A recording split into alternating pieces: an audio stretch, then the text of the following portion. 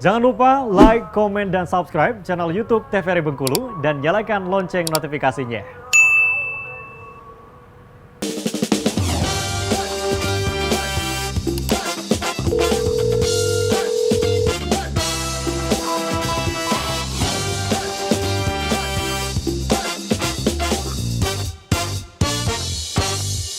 Ya pemirsa, kembali lagi di Dokter Kito bersama Kita Sehat. Nah tadi juga sudah banyak ya kita memberikan pertanyaan nih kepada dokter mengenai kasus-kasus yang terjadi dalam masyarakat. Nah tapi ini juga ada gym ya Dokter Else ya. Seperti apa nih dokter?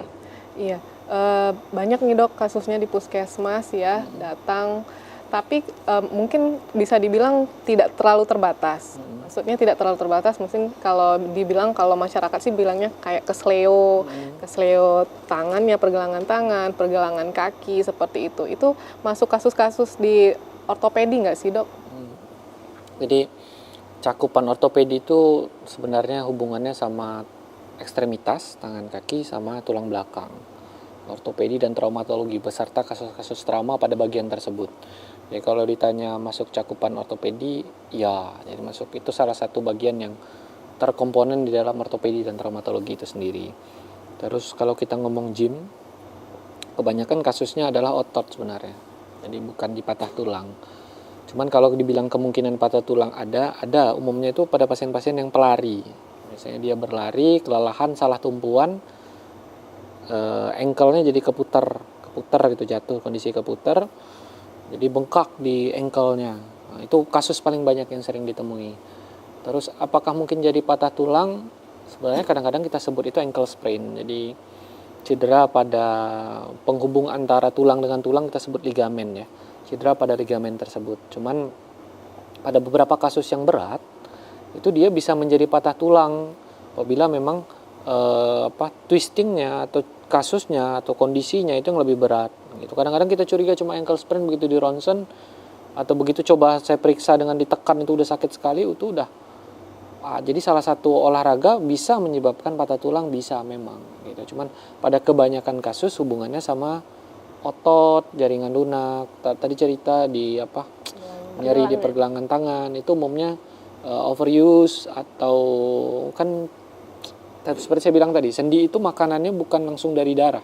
Jadi dia butuh waktu untuk paritek makanan gitu. Selain itu nanti zat-zat yang dibuang dari otot itu bentuknya, sebut saja ya, bentuknya zat sisa tersebut akan menumpuk menyebabkan pegal. Makanya kalau habis olahraga kok pegal, kok capek, kok kram, karena dia numpuk. Nah, ngebilasnya gimana? Ngebilasnya biasanya kita istirahatkan lalu aktivitas. Nah itu butuh oksigen lagi tuh. Makanya oksigen itu sebenarnya tujuannya mengurangi demand, menjaga supply. Jadi intake tetap dijaga. Makanya kebanyakan orang-orang habis, ini di luar konteks faktur sebenarnya. Orang-orang yang habis olahraga itu mereka langsung berendam es atau mereka langsung mendinginkan ototnya. Tujuannya itu biar tidak berlebihan proses inflamasi atau peradangan di tempat tersebut. Berarti lebih baik kalau kita habis nge-gym olahraga kayak gitu, kita mandinya air dingin gitu ya dok? Sebenarnya kalau secara langsung bukan mandinya, lebih baik langsung berendam dalam es gitu. Cuman metode ini harus pemantauan khusus. Jadi atlet saja yang umumnya seperti itu. Kalau untuk kita mungkin lebih baik diistirahatkan atau ditinggikan. Kalau masalah mandinya tujuannya lagi, kalau memang mau beraktivitas lagi, air dingin memang goalnya.